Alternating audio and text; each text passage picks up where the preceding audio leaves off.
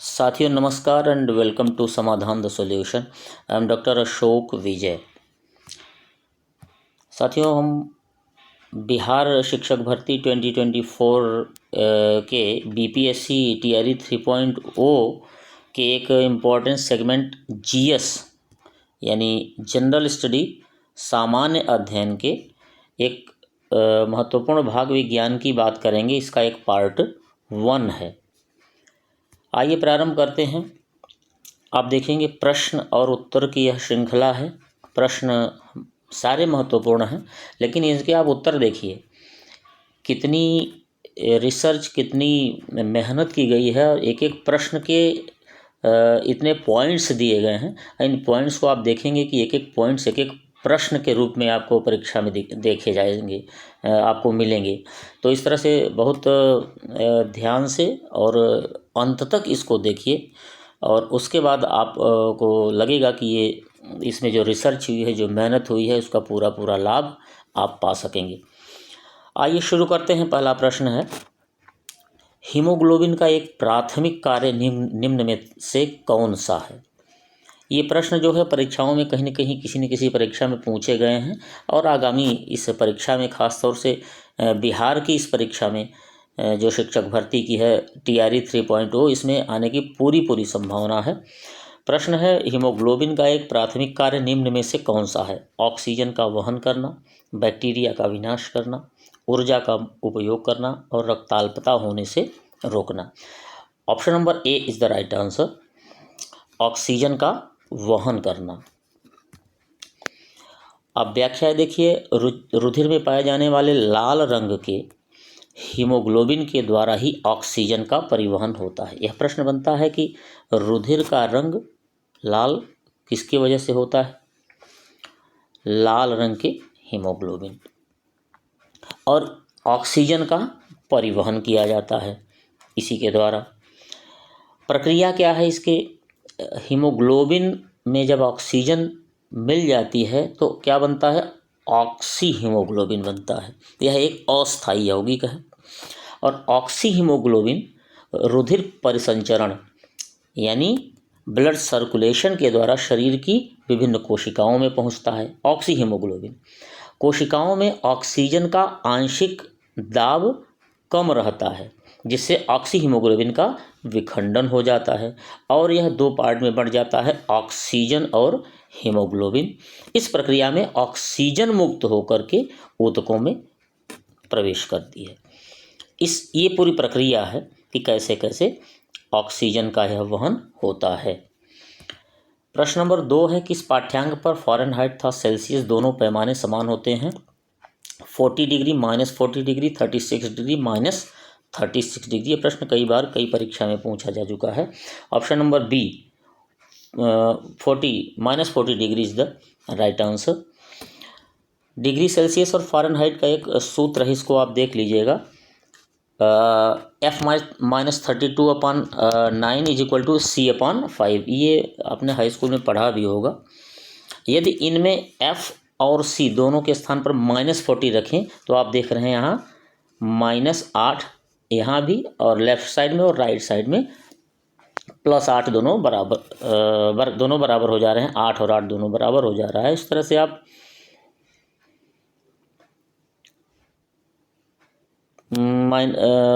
-8 और इधर माइनस, और ये भी माइनस होगा। यहाँ भी राइट साइड में भी -8 होगा और दोनों क्या हो जाएंगे? बराबर हो जाएंगे। इस तरह से -40 डिग्री पर दोनों के तापमान क्या होंगे? बराबर होंगे। -40 degree is the right answer. प्रश्न नंबर 3 है, गुणसूत्र में निम्नलिखित में से क्या उपस्थित होते हैं? डीएनए था प्रोटीन, डीएनए था लिपिड, आरएनए था अमीनो अम्ल और आरएनए तथा शुगर। गुणसूत्र में क्या उपस्थित होते हैं? ऑप्शन नंबर ए डीएनए था protein is the right answer. गुणसूत्र मैट्रिक्स और डीएनए का बना होता है। प्रश्न है, इसको ध्यान दीजिएगा कि मैट्रिक्स और डीएनए से गुणसूत्र बना होता है। मैट्रिक्स एक तरल पदार्थ है जिसमें धागे के समान एक क्रोमैटिन होता है जो डीएनए तथा हिस्टोन प्रोटीन बनाता है। इंटरफेस केंद्रक का क्रोमेटिन जालक कोशिका विभाजन के समय संघनित होकर धागों या क्षणों के समान रचनाएं बनाती हैं। इन्हें क्या कहते हैं? गुणसूत्र कहते हैं। गुणसूत्र आनुवंशिक लक्षणों के वाहक होते हैं। प्रश्न आता है आनुवंशिक लक्षणों के वाहक कौन से होते हैं? कौन होते हैं? तो गुणसूत्र होते हैं।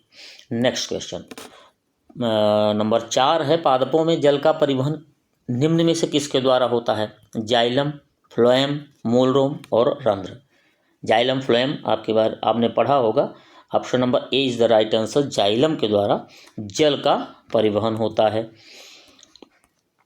जाइलम यह ऊतक पौधे के जड़ तथा पत्तियों में पाया जाता है तथा यह जल का क्या होता है? संवाहक ऊतक भी कहलाता है। जड़ पत्तियों से पानी को पूरे हर पौधे के हर भाग में फैलाता है। यह जड़ों द्वारा अवशोषित जल तथा खनिज लवणों को पौधों के विभिन्न भागों तक पहुंचाता है। जाइलम। अब फ्लोएम का क्या काम है? यह पौधे के हर भागों में निर्मित भोज्य पदार्थों को दूसरे भागों में स्थानांतरित करता है। यानी जाइलम नीचे से जो अवशोषित करके जल को और खनिज लवणों को अन्य भागों में पहुंचाएगा, और फ्लोएम क्या करेगा? भोज्य जो पदार्थ बन जाएंगे उस जल और खनिज लवण से जो पत्तियां या अन्य जो भोजन बना देंगे उनको पौधे के अन्य भाग में पहुंचाने का कार्य करेगा। इम्पॉर्टेंट है। नेक्स्ट क्वेश्चन, थक्का बनने की प्रक्रिया के कारण घाव से रक्त स्राव बंद होना क्या कहलाता है? आधान, किण्वन, उष्मायन और स्कंदन। थक्का बनने की प्रक्रिया ये है ऑप्शन नंबर 4, स्कंदन इज द राइट आंसर। स्कंदन कोएगुलेशन। स्कंदन रक्त का थक्का बनने की वह प्रक्रिया है जिसके द्वारा वह द्रव की अवस्था से अर्ध ठोस की अवस्था में बदल जाता है। जब कोई चीज़ चोट लगती है तो थक्का बनता है रक्त का, तो आप देखेंगे कि अर्ध ठोस, बहुत पूरा ठोस नहीं बनता, लेकिन हल्का सा उसमें थक्का की क्रिया जब बनती है तो थोड़ा सा ठोस हो जाता है, जिससे रक्तस्राव रुक जाता है। विटामिन के इम्पोर्टेंट है। विटामिन के रक्त का थक्का बनाने में सहायक होता है। ये प्रश्न आता है, रक्त का थक्का 2 से 5 मिनट में बनता है। कभी कभी छोटे छोटे प्रश्न टाइमिंग का पूछ देता है, रक्त का थक्का कितने समय लगता है बनने में। सामान्यतः रक्त का थक्का बनाने के लिए अनिवार्य प्रोटीन का नाम है, ये भी पूछ देता है, फाइब्रिनोजन, याद रखिए। नेक्स्ट क्वेश्चन है, क्वेश्चन नंबर 6 है, ब्रेक लगाने पर वाहन को रोकने वाले बल को क्या कहते हैं?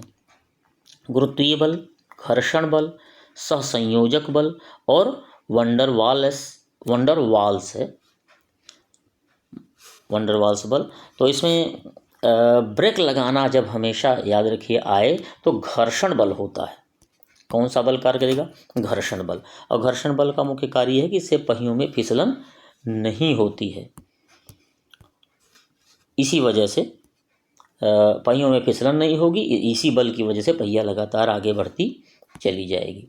क्वेश्चन नंबर 7 है, निम्नलिखित में से कौन सा एक अधातु है? अधातु, ध्यान किएगा, नाइट्रोजन, मैग्नीशियम, एल्यूमिनियम, पोटेशियम। प्रश्न के जो विकल्प हैं आप यदि देखें ध्यान से, मैग्नीशियम क्या है? धातु है। एल्यूमिनियम धातु है। पोटेशियम धातु है। So option number A, nitrogen is the right answer. अधातु क्या होती हैं? आघात वर्ध्य होती हैं। आघात वर्ध्य एवं तन्य नहीं होते हैं अधातु। ये धातुओं का लक्षण है, क्योंकि आघात वर्ध्य माने आघात करने से, चोट लगाने से वो बढ़ जाते हैं। जैसे लोहा है और स्टील है, ये सब क्या है? कॉपर है। हाँ, तो इनको जब चोट मारेंगे तो बढ़ जाएंगे। सोना है, चांदी है, चोट लगने से बढ़ेंगे। आघात वर्ध्य है, बढ़ते हैं। लेकिन किसकी बात हो रही है? अधातु की। ये बढ़ेंगे नहीं और तन्य नहीं होते, यानी तनते नहीं हैं। भंगुर होते, यानी ये तनने के बजाय, बढ़ने के बजाय मार देने से, चोट लगाने से भंगुर यानी नष्ट हो जाएंगे, छिन्न भिन्न हो जाएंगे। इनमें धातुओं जैसी चमक नहीं होती है। धातु से नर्म होते हैं, घन तो कम होता है। विद्युत एवं उष्मा के क्या होते हैं? कुचालक होते हैं, और जबकि धातुएं सुचालक होती हैं। इसीलिए तो तांबा लगाया जाता है, तांबे के तार, एल्यूमिनियम के तार लगाए जाते हैं सुचालक होने के कारण। और इनका मुख्य उदाहरण क्या है? Hydrogen, helium, nitrogen, oxygen, carbon, bromine, iodine, ये सारी चीज़ें लकड़ी की लकड़ी आदि ये क्या है? अधातु हैं। नेक्स्ट है, किसी उदासीन विलयन का पीएच मान क्या होता है? ये खूब परीक्षा में आता है। उदासीन विलयन का पीएच मान 6, 6.5, 7, 7.5। उदासीन विलयन का आप याद किए रहिए, option number C 7 is the right answer. उदासीन विलयन को याद करेंगे 7, तो इससे ऊपर और इससे नीचे क्या होंगे? अम्ल और क्षारीय विलयन। पीएच क्या होता है? Potential of hydrogen. पीएच मान किसी विलयन की अम्लता या क्षारकता की माप है। कैसे? यदि पीएच जो है वो 7 से कम है, 6.5 है, 6 है, 7 से कम है तो क्या होगा? अम्लीय होगा। याद रखिए, पीएच 7 से ज़्यादा, 7 जो है ये बेस मान लीजिए, 7 से कम तो अम्लीय, 7 से ज़्यादा तो क्षारीय, और यदि 7 है तो क्या? उदासीन। सिंपल है। नेक्स्ट, निम्नलिखित में से एक अदिश राशि है। सदिश और अदिश। बल, वेग, कार्य और विस्थापन। सदिश और अदिश। सदिश जो दिशा के साथ हो, और अदिश जो जिसमें दिशा न हो, यानी केवल मैग्नीट्यूड हो, डायरेक्शन न हो। तो आप समझ गए होंगे, ऑप्शन नंबर सी कार्य जो होगा वो सही उत्तर है। अदिश राशियाँ क्या है? केवल परिमाण होता है, दिशा नहीं। और सदिश राशियों में परिमाण और दिशा दोनों होते हैं। तो एक है मैग्नीट्यूड और एक है मैग्नीट्यूड प्लस डायरेक्शन, ये सदिश हो जाएगा, और अदिश में केवल मैग्नीट्यूड होगा। जंग लगने के लिए क्या आवश्यक है? क्वेश्चन नंबर 10 है। ये भी प्रश्न बड़ा पॉपुलर है। जंग लगने के लिए क्या आवश्यक है? इसका मतलब है कि यदि लोहे में जंग लगता है तो उसके लिए और क्या चीज़ें होनी चाहिए? लोहा के साथ ऑक्सीजन और आर्द्रता, लोहा के साथ नाइट्रोजन और आर्द्रता, लोहा, स्टील तथा ऑक्सीजन, हाइड्रोजन, नाइट्रोजन तथा ऑक्सीजन। ये तो हो नहीं सकता क्योंकि इसमें लोहा ही नहीं है। ऑक्सीजन भी जरूरी होती है उसके साथ, तो लोहा, स्टील तथा ऑक्सीजन, सी जो है। लोहा और ऑक्सीजन चाहिए, यहाँ स्टील क्या जरूरी है? लोहा है तो स्टील की कोई आवश्यकता ही नहीं है। नाइट्रोजन है, यहाँ ऑक्सीजन ही नहीं है। Option number A is the right answer. जंग लगना एक रासायनिक प्रक्रिया ही प्रश्न आता है। लोहे में जंग लगना एक कौन सी प्रक्रिया है? तो कौन सा परिवर्तन है? तो रासायनिक परिवर्तन है, यानी रासायनिक प्रक्रिया है। जंग लगने पर पदार्थ का भार बढ़ जाता है। वेरी इंपॉर्टेंट थिंग कि जंग लगने पर अक्सर हमको लगता है कि लोहा यदि क्षरण हो जाता है तो भार घट जाएगा, लेकिन नहीं, लोहा जंग लगने पर लोहे का भार बढ़ जाता है। याद रखिए, लोहा में नमी और ऑक्सीजन ये जब तीनों मिल जाते हैं तो क्या बनता है? Ferrous oxide, iron oxide, Fe2O3, और इसकी परत लोहे पर जमकर उसका क्षरण कर देती है। जो जमती है वही जंग है, लोहे का क्षरण होता है, लेकिन भार बढ़ जाता है। 11वां प्रश्न है, दूध में पाया जाने वाला मुख्य प्रोटीन कौन सा है? Globin, albumin, keratin and casein. Option number D casein is the right answer. Casein protein में लगभग 15 एमिनो एसिड्स पाए जाते हैं।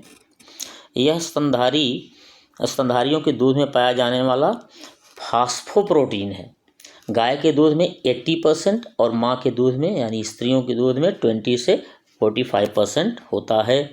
सोयाबीन में भी यह पर्याप्त मात्रा में मिलता है। नेक्स्ट, एक सर्वदाता का ब्लड ग्रुप क्या होगा? ये प्रश्न भी खूब आता है। ए बी और ओ। सर्वदाता याद रखिए ओ है, और सर्वग्राही कौन सा है? ए बी है। मानव रक्त का वर्गीकरण ये प्रश्न आता है, किसने किया था? कार्ल लैंडस्टीनर ने। मानव रक्त के निर्धारक कौन होते हैं? एंटीजन होते हैं। एंटीजन 2 प्रकार के होते हैं। एंटीजन की अनुपस्थिति में एक विपरीत प्रकार की प्रोटीन क्या पाई जाती है? एंटीबॉडी।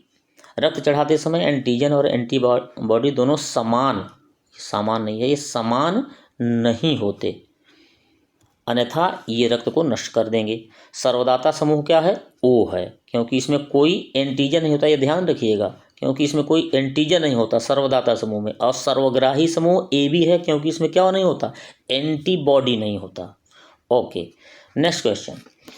आप अब देख रहे हैं ये जो व्याख्याएं हैं, इनसे आपको समझ आ रहा होगा कि कितनी इनमें रिसर्च, कितनी मेहनत की गई है, कितने मन से बनाया गया है कि आपको आपके लिए कितने प्रॉफिटेबल परीक्षा में होने वाली हैं। आप देखेंगे इनका जो लेवल क्या हो गया है इन सब व्याख्याओं के साथ। सो इसको गौर से, ध्यान से और पूरे सीरियसनेस से वीडियो को अंत तक देखें। लार में कौन सा एंजाइम होता है? पेप्सिन, रेनिन, ट्रिप्सिन और amylase. Amylase is the right answer. यह स्टार्च को शर्करा में तोड़ता है, इस प्रकार भोजन का पाचन मुंह में ही शुरू हो जाता है। सो एमाइलेज याद रखिएगा, लार का क्या एंजाइम। 14वां प्रश्न है, मानव शरीर में सबसे बड़ी ग्रंथि कौन है? ये भी प्रश्न खूब आता है, आप इसका उत्तर दे पाएंगे। Liver is the right answer. यह पित्त का निर्माण करती है। कार्य ग्लूकोज से बनने वाले, इसका जो कार्य है, ग्लूकोज से बनने वाले ग्लाइकोजन का संग्रहण किया जाता है। ये जो पाचन का सारांश है, इसको एक बार आप देख लीजिएगा और इससे भी कभी कभी कुछ प्रश्न बन सकते हैं। इसका स्क्रीनशॉट ले लीजिए। तो आप देखिए मेहनत खूब हुई है, खूब इस पर ध्यान देके इस हिसाब से बनाया गया है ये जो प्रश्न है और इनके उत्तर हैं, व्याख्याएं हैं, कि आपको परीक्षा में इन व्याख्याओं से अधिकांश प्रश्न मिले। यदि आपको लग रहा है कि इसमें काफ़ी ठीक ठाक मेहनत हुई है तो कृपया इसको लाइक, शेयर और सब्सक्राइब जरूर करेंगे और हमारा भी मनोबल बढ़ाते रहेंगे। नेक्स्ट क्वेश्चन है, खाद्य श्रृंखला में शाकाहारी जीव कौन सा पोषण स्तर बनाते हैं? पहला, दूसरा, तीसरा, चौथा। शाकाहारी जीव यदि है तो ये सेकंड नंबर पे आते हैं। 3 भाग हैं। उत्पादक सबसे प्रमुख भाग है, सबसे पहला भाग है।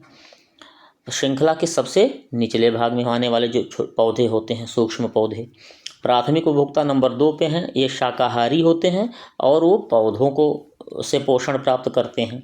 और द्वितीयक उपभोक्ता तीसरे और अंतिम होते हैं, जो उत्पादक तथा शाकाहारियों दोनों से पोषण प्राप्त करते हैं।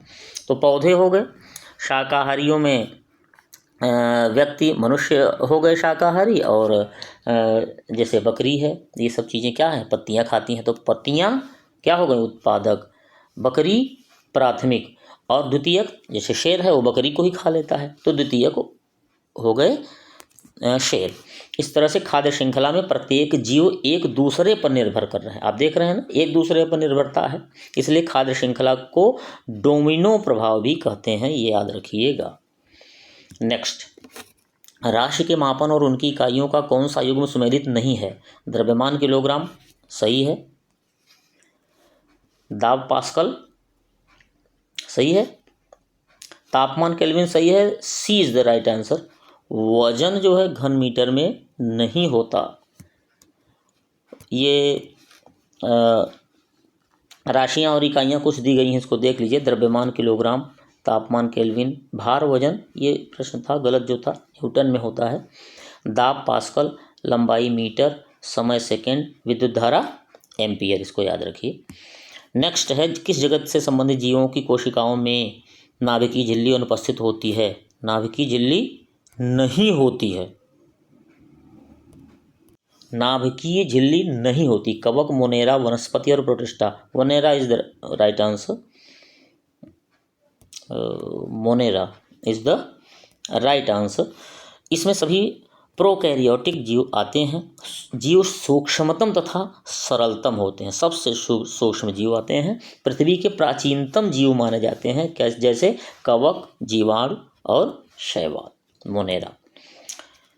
18th क्वेश्चन है, मानव शरीर में वसा और प्रोटीन के पृथक्करण, बंधन, संकुलन और वितरण का कार्य कहाँ होता है? गोल्गी कॉय, लाइसोसोम, पैराक्सीसोम और अंतःप्रद्रवी जालिका। प्रोटीन के पृथक्करण, बंधन, संकुलन और वितरण का कार्य कहाँ होता है? ऑप्शन नंबर ए, गोल्गी कॉय में होता है, यानी गोल्गी बॉडी। आविष्कारक कौन है इनके? आविष्कारक गोल्गी कॉय के कौन है? कैमिलो गोल्गी, इन्हीं के नाम पर इसका नाम पड़ा है। ये इटली के थे। संरचना इसकी क्या होती है, कैसी होती है? सूक्ष्म नलिकाओं के समूह एवं थैलियों से निर्मित होता है और इसको और क्या कहते हैं, यातायात प्रबंधक कहते हैं। कोशिका के अणुओं का याद रखिए। नेक्स्ट,